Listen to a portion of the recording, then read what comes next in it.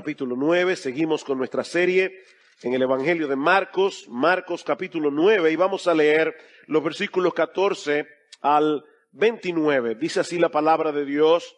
Cuando volvieron a los discípulos, hablando de Jesús y Pedro, Juan y Santiago, que bajaron del monte de la transfiguración, vieron una gran multitud que les rodeaba y a unos escribas que discutían con ellos. Enseguida, cuando toda la multitud vio a Jesús, quedó sorprendida y corriendo hacia él le saludaban. Y él les preguntó, ¿qué discutís con ellos? Y uno de la multitud les respondió, Maestro, te traje a mi hijo que tiene un espíritu mudo y siempre que se apodera de él lo derriba y echa espumarajos, cruje los dientes y se va consumiendo. Y dije a tus discípulos que lo expulsaran, pero no pudieron. Respondiéndole Jesús dijo, oh generación incrédula, ¿hasta cuándo estaré con vosotros? ¿Hasta cuándo os tendré que soportar? Traédmelo. Y se lo trajeron. Y cuando el espíritu vio a Jesús, al instante sacudió con violencia al muchacho, y éste cayendo a tierra se revolcaba echando espumarajos. Jesús preguntó al padre, ¿cuánto tiempo hace que le sucede esto? Y él respondió desde su niñez. Y muchas veces lo ha echado en el fuego y también en el agua para destruirlo. Pero si tú puedes hacer algo, ten misericordia de nosotros y ayúdanos. Jesús le dijo, ¿cómo si tú puedes? Todas las cosas son posibles para el que cree. Al instante el padre del muchacho gritó y dijo, creo, ayúdame en mi incredulidad. Cuando Jesús vio que se agolpaba una multitud, reprendió al espíritu inmundo diciéndole, espíritu mudo y sordo, yo te ordeno, sal de él y no vuelvas a entrar en él. Y después de gritar y de sacudirlo con terribles convulsiones, salió y el muchacho quedó como muerto, tanto que la mayoría de ellos decían, está muerto. Pero Jesús tomándole de la mano, lo levantó y él se puso en pie. Cuando entró Jesús en la casa, sus discípulos le preguntaban en privado, ¿por qué nosotros no pudimos echarlo fuera? Y él les dijo, esta clase con nada puede salir sino con oración. Uno de los grandes artistas del Renacimiento italiano fue el pintor y arquitecto Rafael. Junto con Miguel Ángel y con Leonardo da Vinci, ellos forman el trío de los grandes maestros del siglo XVI. Rafael murió muy joven, a los 37 años de edad. De hecho, murió el mismo día que cumplió 37 años de edad. Y en ese momento él estaba embarcado en el proyecto que algunos consideran su obra maestra. Es una obra al óleo de 405 centímetros de largo por 278 centímetros de ancho, titulada La Transfiguración. Para los que puedan buscarlo en internet, es un cuadro impresionante. Y allí podemos observar dos escenas, una debajo de la otra. En la parte superior, Rafael pintó al Señor Jesucristo en el monte de la Transfiguración, flotando entre nubes iluminadas, teniendo a su lado a Moisés y a Elías y a Pedro, Juan y Santiago debajo de sus pies. En la parte inferior del cuadro, nosotros vemos al resto de los apóstoles tratando en vano de sanar a un muchacho endemoniado, mientras algunas personas de la multitud observan su frustración. Y honestamente, no deja de sorprenderme cómo Rafael pudo captar en esta pintura una de las grandes lecciones que nosotros aprendemos en esta sección del Evangelio de Marcos que comenzamos a estudiar 2 semanas atrás. La gloria y el poder de Cristo por un lado en el monte de la transfiguración, la impotencia de los discípulos por el otro. Este es un contraste que los creyentes debemos traer a nuestras mentes una y otra vez. Porque el poder de Dios se perfecciona en nuestras vidas cuando somos capaces de reconocer nuestra propia impotencia. Como dice Pablo en 2 Corintios capítulo 12 versículo 10. El poder de Dios se perfecciona precisamente en nuestra debilidad. Ahora, si bien es cierto que el cuadro de Rafael es impresionante, de ninguna manera puede compararse con la narrativa que nosotros encontramos en los evangelios. Mis hermanos, es imposible captar en una obra de arte todo el contenido de las historias bíblicas escritas bajo la inspiración del Espíritu Santo. En este caso, no puede aplicarse el famoso dicho de que una imagen habla más que 1000 palabras. No, la palabra de Dios es perfecta, la palabra de Dios es inerrante, la palabra de Dios es infalible, la palabra de Dios es viva y eficaz. La obra de arte no lo es. Hace 2 semanas estuvimos estudiando la primera parte de este pasaje, Jesús en el monte de la transfiguración. En la mañana de hoy vamos a concentrarnos en estos versículos que leímos hace un momento, la sanación de un muchacho endemoniado. Y una de las cosas que llama poderosamente nuestra atención es lo extenso que es este pasaje en comparación con los otros 2 que aparecen en Mateo y en Lucas. El Evangelio de Mateo tiene 28 capítulos, pero solo le dedica 6 versículos a esta historia. El de Lucas, que tiene 24 capítulos, solo le dedica 6 versículos y medio. Marcos, en cambio, que tiene 16 capítulos en total, 12 menos que Mateo, 8 menos que Lucas, sin embargo, le dedica 16 versículos a este milagro de sanidad. Es decir, que la extensión de este relato en el Evangelio de Marcos es mayor que los relatos de Mateo y de Lucas combinados. Mis hermanos, es evidente que Marcos tiene un interés especial en esta historia.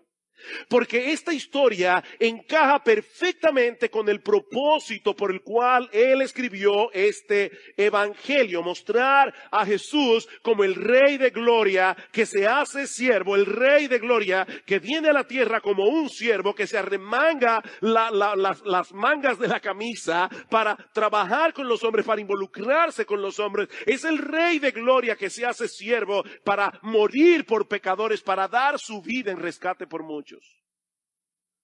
Luego del episodio de la transfiguración, Jesús y los discípulos descienden del monte. Y se encuentran con un cuadro bien patético que nosotros veremos en esta mañana, en otra especie de cuadro como el de Rafael, solo que el que yo intento pintar aquí tiene varias escenas. La primera podemos titularla una multitud interesada pero sin entendimiento. Una multitud interesada, pero sin entendimiento. Dice en el versículo 14 que cuando volvieron los discípulos vieron una gran multitud que les rodeaba. Debemos suponer que mientras Jesús y los otros discípulos estaban en el monte de la transfiguración, el padre del niño endemoniado se había acercado cuando vio la compañía de los discípulos pensando que Jesús estaba allí.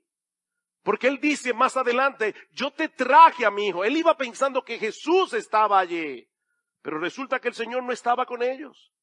Así que los apóstoles hacen su mejor esfuerzo para sanar al muchacho. Pero dice el texto que ellos fracasan en el intento. Y los escribas, que eran como la Gestapo de aquella época, ellos estaban siempre allí esperando ver algún fracaso de parte de Jesús y de parte de los discípulos. Los escribas aprovechan la oportunidad para avergonzar a los discípulos delante de toda la multitud. Por supuesto, era más fácil ridiculizarlos cuando Jesús no estaba con ellos.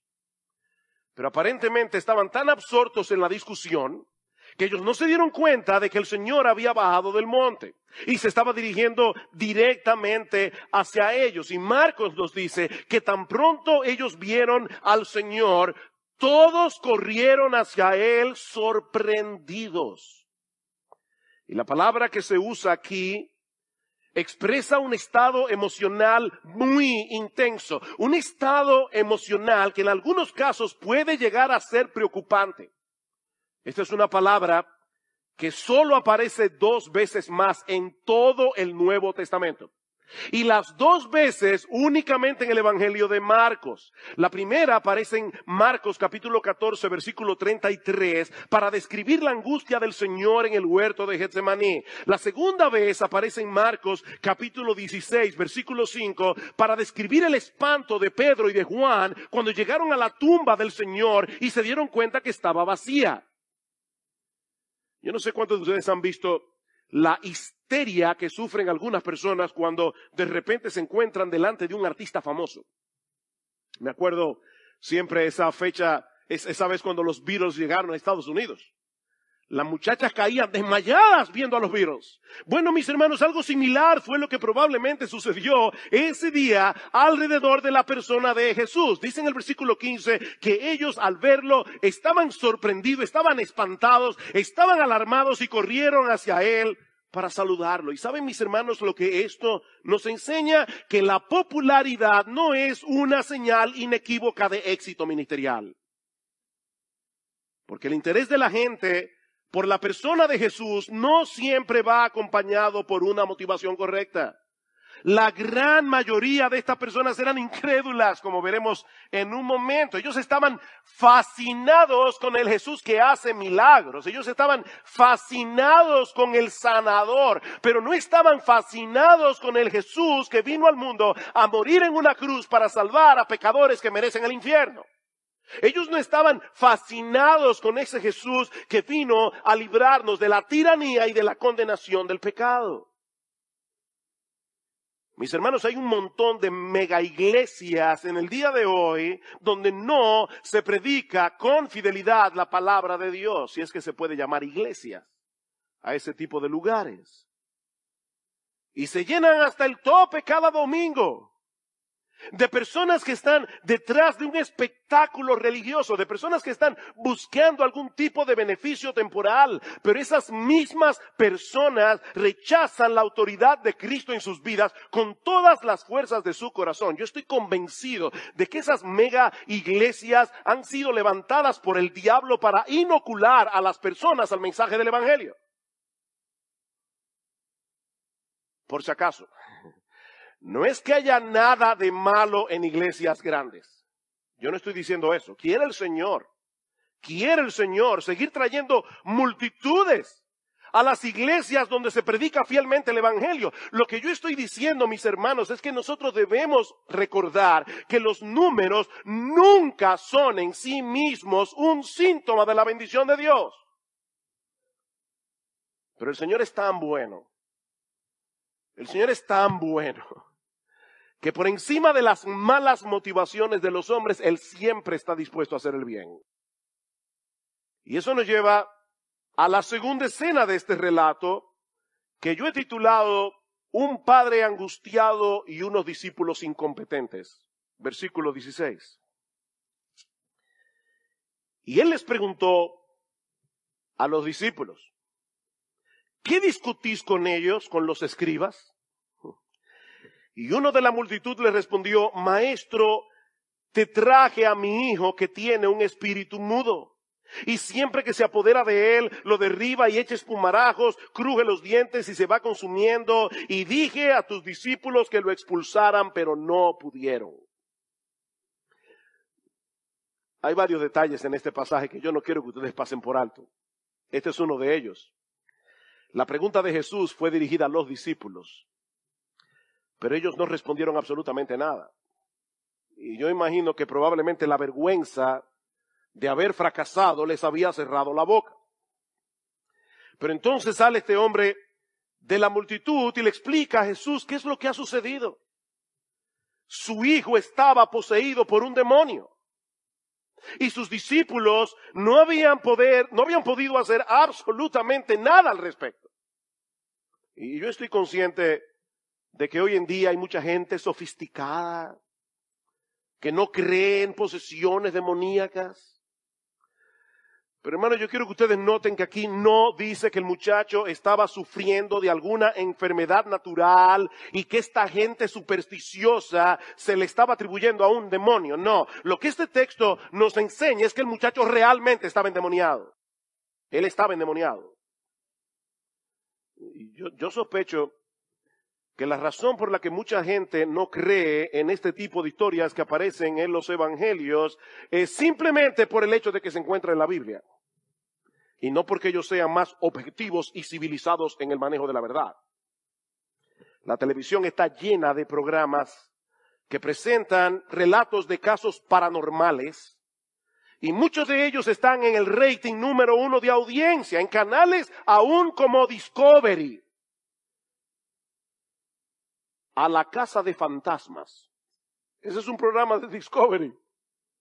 cuando los fantasmas atacan, encuentros con extraterrestres, historias de ultratumba, portales hacia la muerte. Las mismas personas que rechazan los relatos de la Biblia son capaces de creer este tipo de cosas. Por eso se ha dicho con mucha razón que el problema de los incrédulos no es que sean incapaces de creer la verdad, es que son capaces de creer cualquier cosa menos la verdad.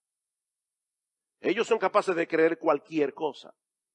Pero mis hermanos, nosotros tenemos todas las razones del mundo para confiar plenamente en el relato bíblico, porque esta es la palabra de Dios.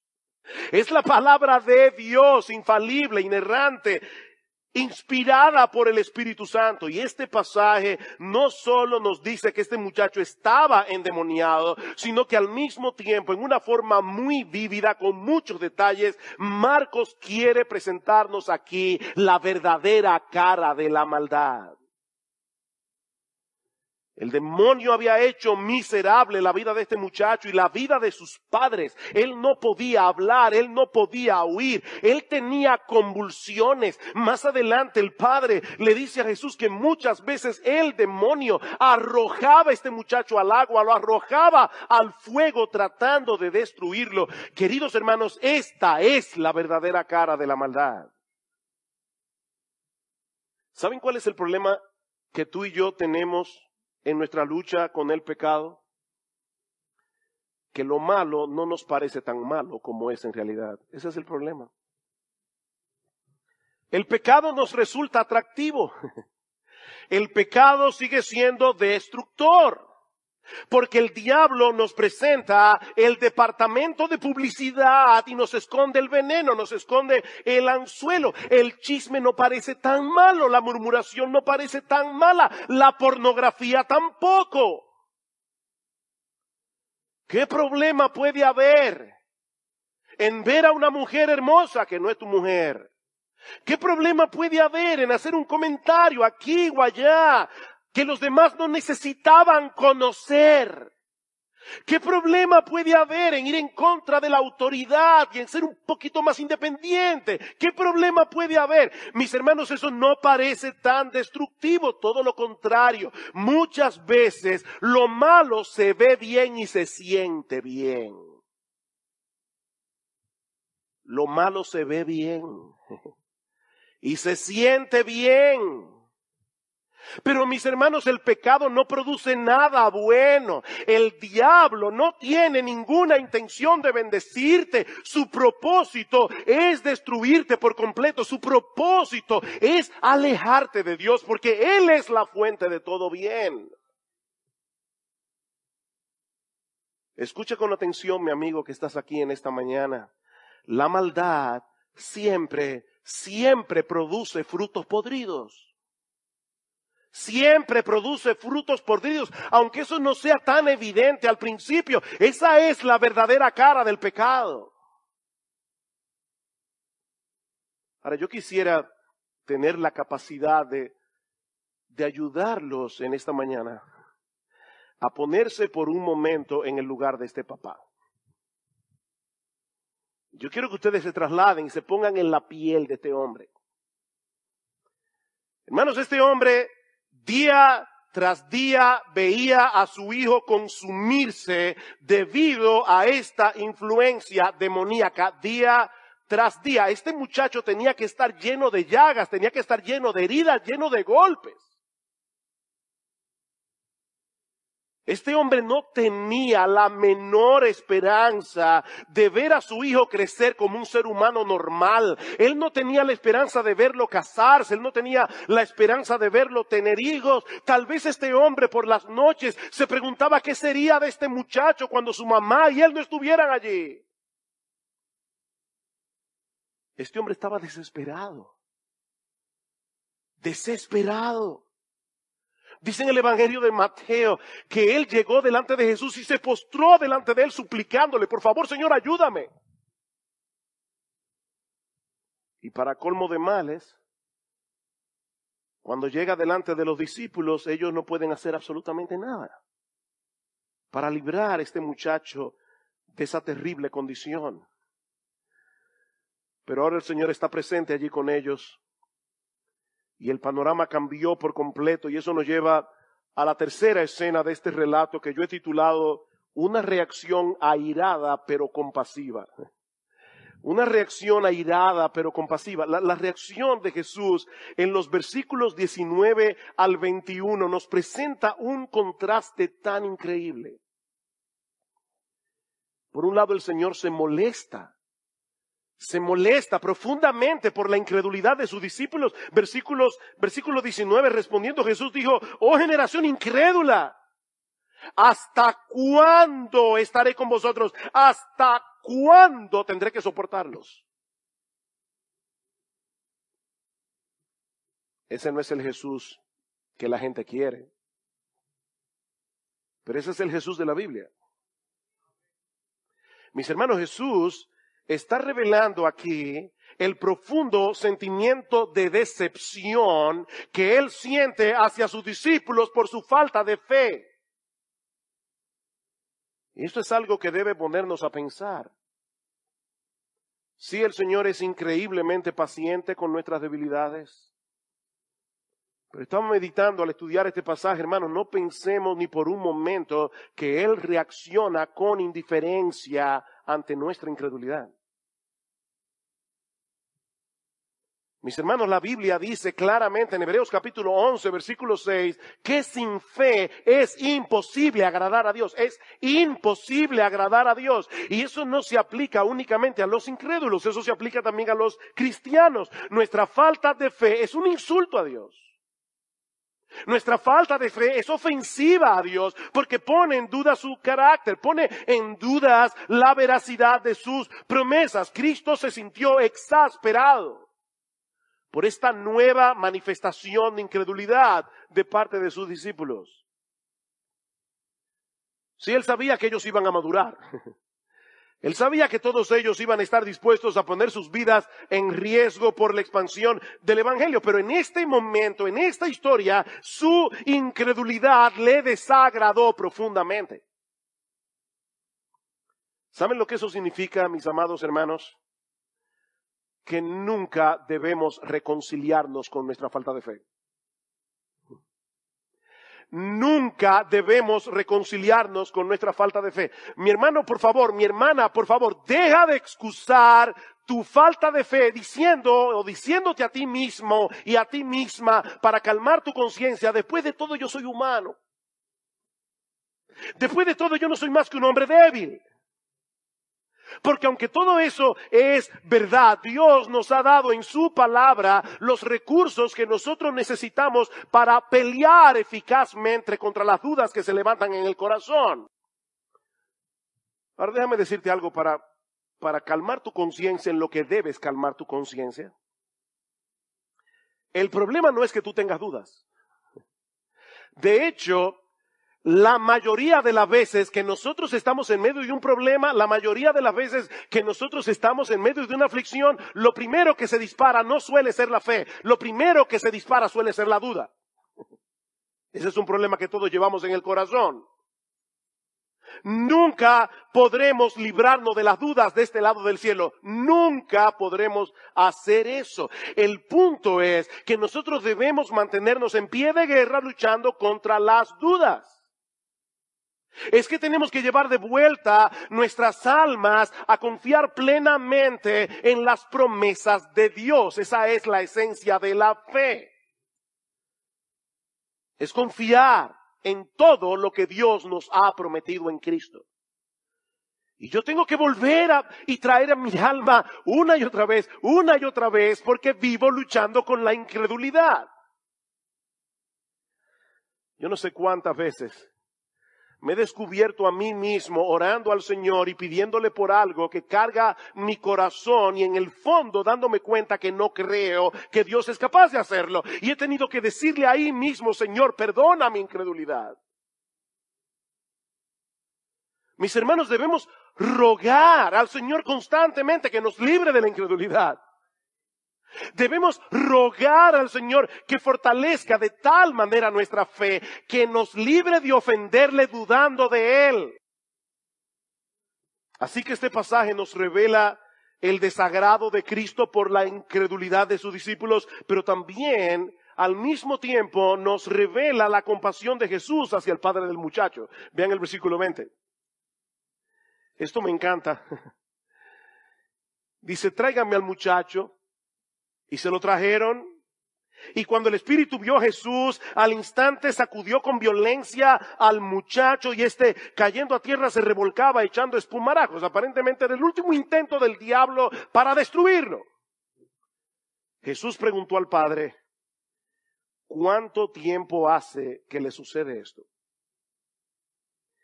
Y él respondió, desde su niñez. Ahora, ¿ustedes creen que Jesús desconocía la historia del muchacho? Por supuesto que no. ¿Por qué pregunta entonces?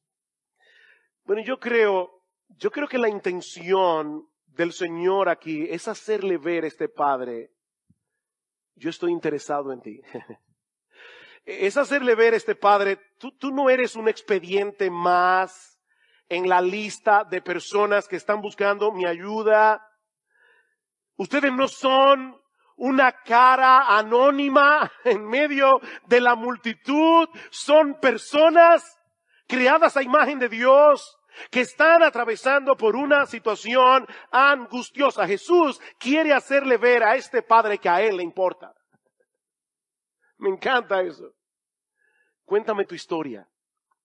Cuéntame tu historia. Eso es básicamente lo que el Señor le está diciendo a este padre. Que ustedes recuerdan cuando los discípulos estaban en la barca en medio del mar en tempestad. Dice en Marcos capítulo 6, versículo 48, que Jesús estaba en la montaña orando por sus discípulos. Y al mismo tiempo dice que Jesús los vio remando con fatiga. Él no estaba viendo una barca a punto de hundirse. Él estaba viendo el rostro fatigado de los discípulos.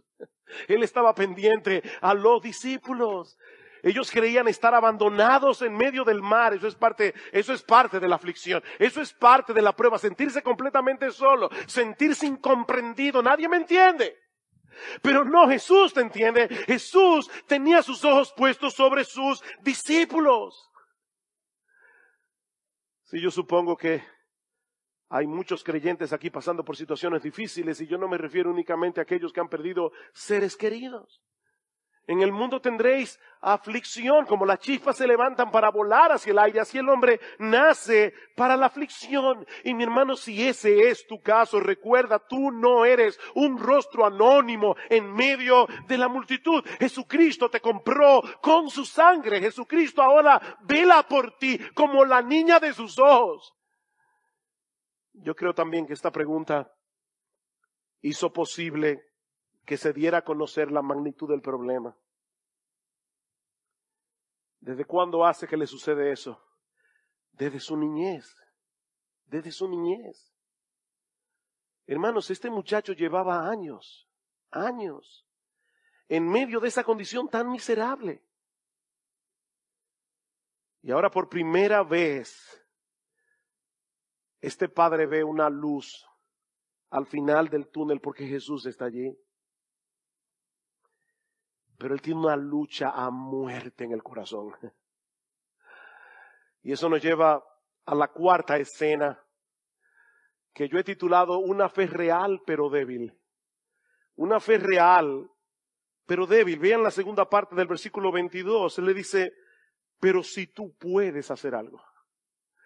Si tú puedes hacer algo, ten misericordia de nosotros y ayúdanos. Y Jesús le dijo, ¿cómo si tú puedes? ¿Cómo si tú puedes? ¿Estás bromeando? Todas las cosas son posibles para el que cree. La duda del padre no era si Jesús tenía la disposición de sanar a su hijo. No, la duda era si él podía hacerlo. Si realmente tienes la capacidad de hacer algo, es lo que este padre está diciendo. Por favor, yo te ruego que tengas compasión de nosotros. Y Jesús le responde que si tengo la capacidad de sanar a tu hijo, el problema no está en mi capacidad de sanarlo, el problema está en tu capacidad de creerlo. Todas las cosas son posibles para el que cree. Y por supuesto, hermano, de más está decir que esto no es un cheque en blanco para que nosotros pidamos a Dios todo lo que se nos antoje. ¿Qué dijimos que es la fe? La fe es la firme convicción de que Dios ha de cumplir todo lo que Él ha prometido. No todo lo que a mí se me antoje, todo lo que Él ha prometido. Y una de las cosas que Él ha prometido es hacernos bien y no mal todos los días de nuestra vida, aunque eso implique muchas veces decirnos que no. ¿Ven el punto? El punto es que la fe es como la llave que abre el cofre de los tesoros de Dios para sus hijos. Somos nosotros los que ponemos un límite a lo que Dios puede hacer en nosotros y a través de nosotros. Ahora, ¿qué es lo que el Señor está tratando de hacer aquí? Yo creo que Él está tratando de hacer dos cosas. La primera es retar la fe de este padre para llevarla a otro nivel. Él está retando la fe del Padre. Yo creo que Dios muchas veces nos coloca en situaciones donde Él reta nuestra fe. Por el otro lado, yo creo que Él está tratando de darle una lección a los discípulos, pero eso lo veremos en un momento. Él le dice a este padre, ¿cómo que si yo puedo? La pregunta es si tú crees. Y este hombre al instante, eso es lo que hace un papá, al instante, el padre del muchacho gritó, creo, ayúdame en mi incredulidad. Wow, qué honestidad. Este hombre realmente creía en Jesús, él creía en Jesús, pero era una fe muy débil, era una fe pequeña. Este hombre necesitaba crecer en su fe. Y para poder hacerlo, él hizo exactamente lo que él tenía que hacer, pedírselo a Jesús. Él hizo lo que él tenía que hacer, pedírselo a Jesús. Mis hermanos, dice en Hebreos capítulo 12, versículo 2, que Jesús, nuestro Señor y Salvador, Él es el autor, Él es el perfeccionador de nuestra fe. Este padre hizo exactamente lo que él debía hacer, reconocer delante del Señor que él estaba lleno de dudas. Y pedirle a Él la gracia que Él necesitaba para poder seguir creciendo en fe. Y mis hermanos, hay una gran lección aquí para todos nosotros. Decía Juan Calvino que en todos los hombres la fe siempre está mezclada con incredulidad. Nadie llegará a tener tanta fe de este lado del cielo que deje de luchar con la incredulidad. Eso nunca va a pasar. No de este lado del cielo. Esa es una batalla que nosotros tenemos que pelear cada día. Pero es una batalla que de ninguna manera podemos pelearla en nuestras propias fuerzas. Tú no puedes crear fe en ti por el simple hecho de decirte que debes tener fe. Este hombre no quiso aparentar tener lo que él no tenía. Con toda transparencia, con toda humildad, le dice al Señor, yo creo en ti, pero yo sé que no creo lo suficiente. Señor, en este momento yo tengo una guerra a muerte en mi corazón con las dudas. Yo tengo una guerra a muerte en mi corazón con la incredulidad. Pero yo sé que aún en eso tú puedes ayudarme. No solo en sanar a mi hijo. Yo creo que tú puedes, Señor, y te lo ruego, ayudarme en mi incredulidad. ¿Y saben lo que hizo el Señor? Déjeme decirle primero lo que Él no hizo. Jesús pudo haberle dicho a este hombre, lo siento mucho. Lo siento mucho. No hay nada que yo pueda hacer por ti hasta que dejes de dudar por completo. Purifica tu corazón de la incredulidad. Vuelve cuando tengas una fe más fuerte y entonces hablamos.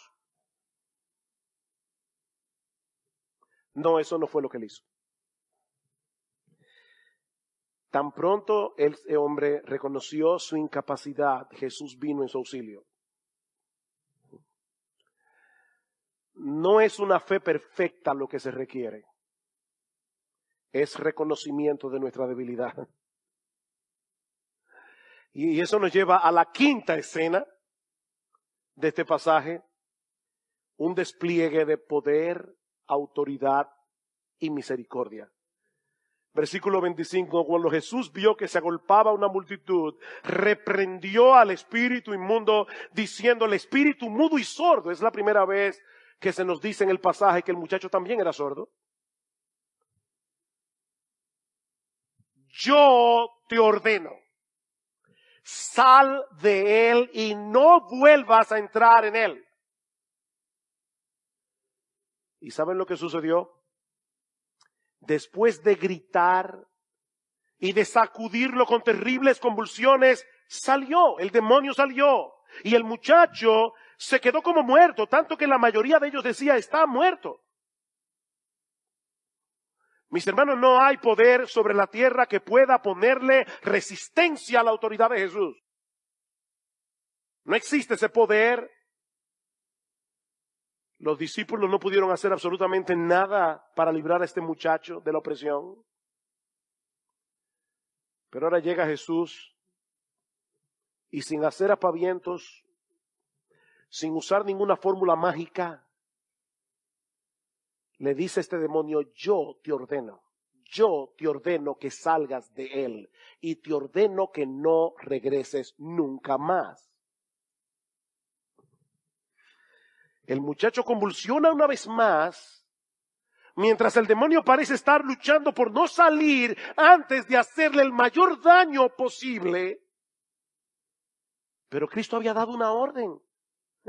Y el demonio no puede hacer otra cosa que obedecerlo. El muchacho queda libre de su esclavitud, pero está tan exhausto que la gente piensa que ha muerto. Pero Marcos dice en el versículo 27 que el Señor lo tomó de la mano y lo levantó. Y hay mucha discusión entre los exégetas porque la palabra que se usa allí es que lo resucitó. No sabemos si en un sentido metafórico o si realmente el muchacho murió. Pero Lucas añade un detalle adicional que enternece mi corazón. Dice en Lucas 9:42 que Jesús sanó al muchacho y se lo devolvió a su padre. Hacía mucho tiempo que este padre había perdido a su hijo, en cierto modo. Pero Jesús estaba allí para recuperarlo para ellos. Qué ternura, hermanos, y qué alentador. Qué alentador. El Señor entiende la aflicción de los padres creyentes cuando vemos a nuestros hijos lejos de la salvación. El Señor lo entiende. Y Él no solo tiene poder para salvarlos, Él tiene poder para ayudarnos a seguir esperando, para seguir descansando en Él, cualquiera que sea su voluntad. Cualquiera que sea su voluntad. Pero hay una escena más, la última escena, que todos necesitamos escuchar con mucha atención, una escena que yo he titulado una lección dura pero necesaria. Una lección dura pero necesaria. Versículo 28.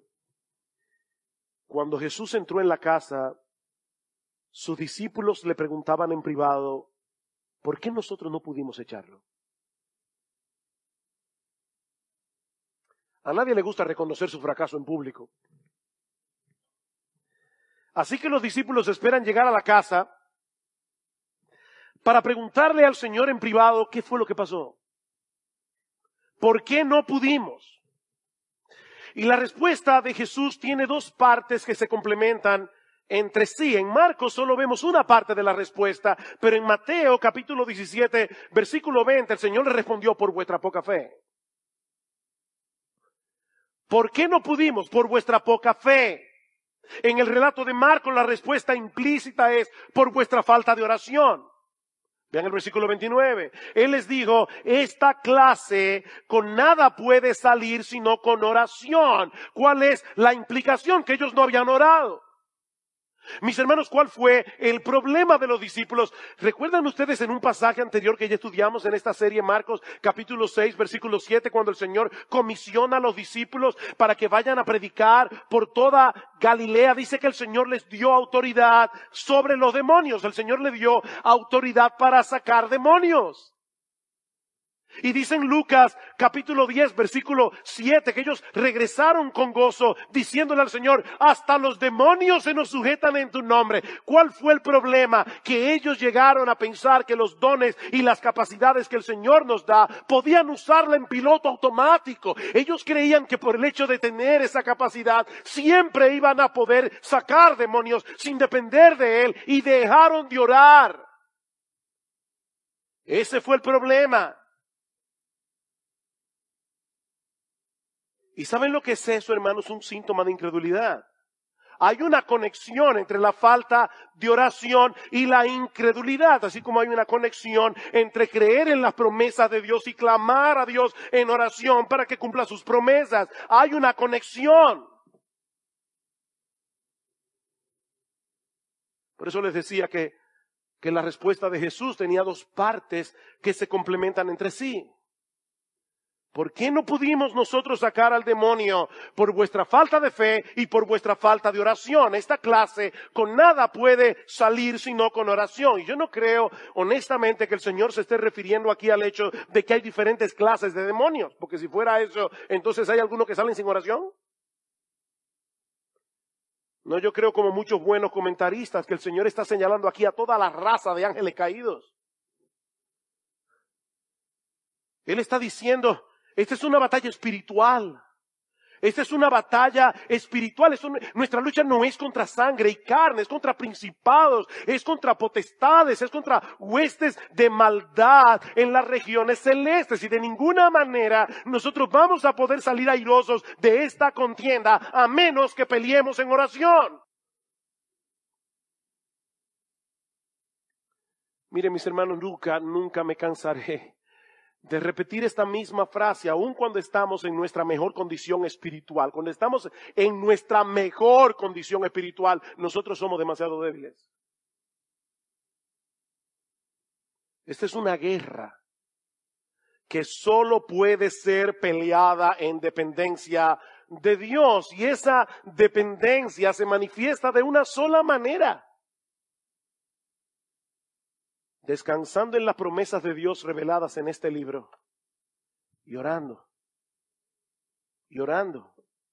clamando a Él en oración, buscando su ayuda en oración. Dice R.C. Sproul, cuando enfrentamos un enemigo tan formidable, no es suficiente que dependamos de la reserva de fe que todavía tenemos en nuestras almas. Mi hermanos, no manejes tu vida cristiana con el tanque en reserva.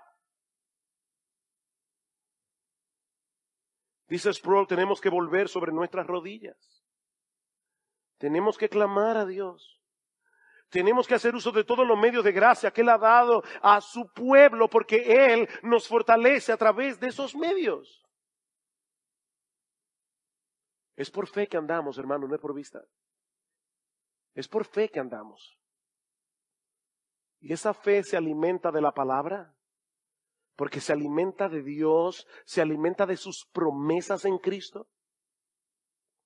Esa dependencia se manifiesta en oración. Déjame hacerte una pregunta, mi hermano. Y es seria esta pregunta.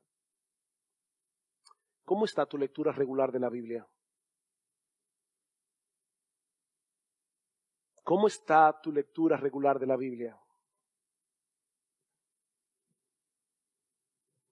No, nosotros no leemos la Biblia cada día para ganarnos el favor de Dios. No, ya Cristo hizo eso por nosotros.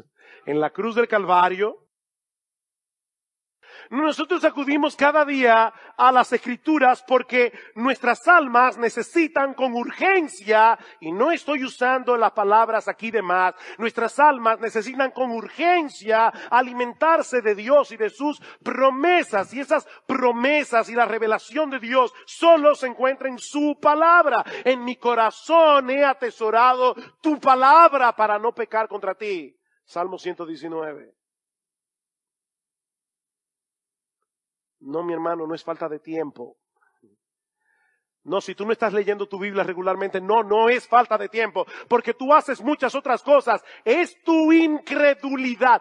Tú no estás creyendo que estás en tan grande necesidad. Tú no estás creyendo que tú necesitas con urgencia las promesas de Dios. Tú no estás creyendo eso. Tu problema no es falta de tiempo, es incredulidad.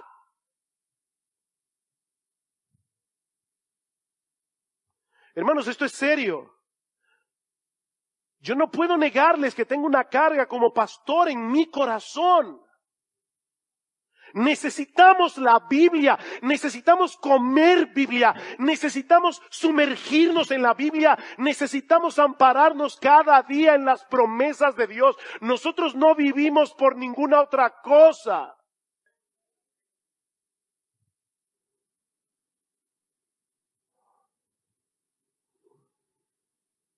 Mi hermano, ¿cómo está tu vida privada de oración?